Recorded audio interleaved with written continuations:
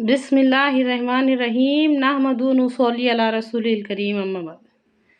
بھلے سے آپ لوگوں کو میری باتیں اچھی لگے نہ لگے، لاکھوں میں سے سننے والے صرف دو چار ہو، مجھے اس سے کوئی فرق نہیں پڑتا، لیکن ایک بار یہ جو بند دروازہ ہے کھلتے کھلتے کھلتے چلے جائیں گا انشاءاللہ، اس کے بعد فرق واضح ہونا شروع ہو جائیں گا۔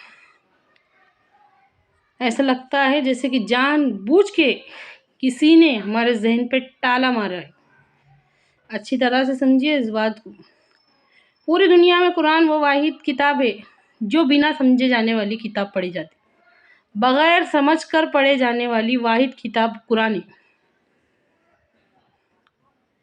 پوری دنیا کی کتابوں میں سب سے زیادہ اللہ کا کلام وہ کتاب ہے جو بغیر سمجھ کر پڑھا جاتا ہے، باقی اور دنیا کی کسی کتاب کو اتنی عزت حاصل نہیں ہے جتنی ہم نے اللہ کے کلام کو دی ہے۔ اچھی طرح سے سمجھیے اس بات کو، نہ اس کی خوشخبری سے ہم خوش ہوتے، نہ اس کے ڈرانے سے ڈرتے، کوئی فیلنگ ہمارے اندر پیدا نہیں ہوتی۔ یہ کھلواڑ ہم قرآن کے ساتھ کر رہے، اللہ کے کلام کے ساتھ کر رہے، بغیر اپنا انجام سوچے۔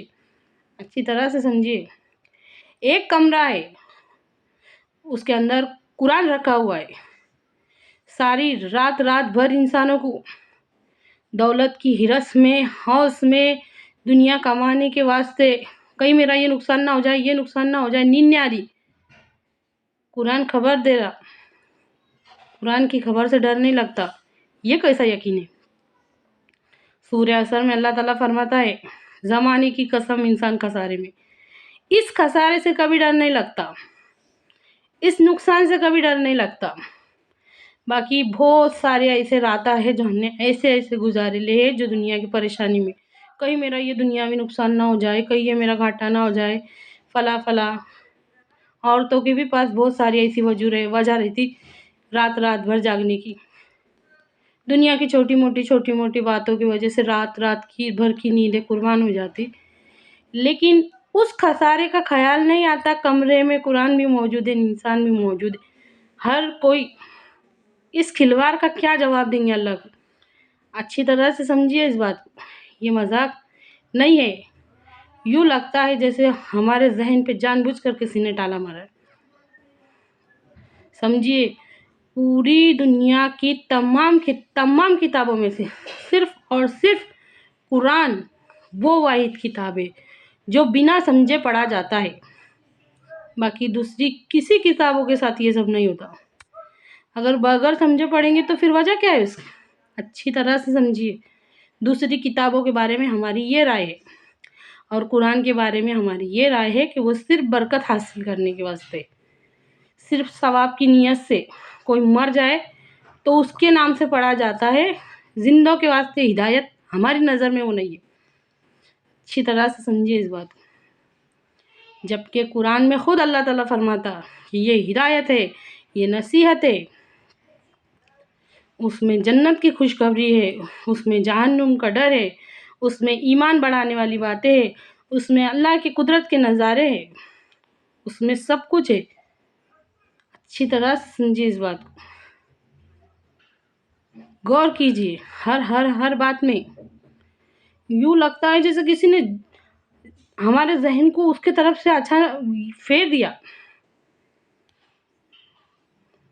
غور کر کے دیکھو، آج ہم کیا کر رہے اللہ کے کلام کے ساتھ؟ آیات کا حق یہ بتایا گیا کہ جب تم جہنم والی آیات پر سے گزرو تو رونا آنا چاہیے، اور نہ آئے تو کم سے کم رونی صورت بنا لو، دل میں ڈر ہو، اور جب جنت والی آیتوں پہ سے گزرو تو خوشخبری، دل میں خوشی محسوس ہو، خوشی جیسی صورت بناؤ۔ نہ سمجھی کی وجہ سے تو ہمارے سے وہ بھی حق ادا نہیں ہو رہا۔ اچھی طرح سے سمجھے اس بات کو، ہمارے نبی صلی اللہ علیہ وسلم کا ارشاد ہے، قرب قیامت میری امت میں ایسے منافق قاری پیدا ہوں گے جب وہ قرآن پڑھیں گے قرآن خود ان پہ لعنت کرے گا. جب وہ پڑھیں گے جھوٹے پہ اللہ کی لعنت، خود جھوٹے ہونے کی وجہ سے اس لعنت میں گرفتار ہو جائیں گے. جب وہ پڑھیں گے ظالم پر اللہ کی لعنت ہو، خود ظالم ہونے کی وجہ سے اس لعنت میں گرفتار ہو جائیں گے. غور کیجیے اس بات میں. اے اللہ کہنے اور سننے سے زیادہ عمل کی توفیق دے. آمین.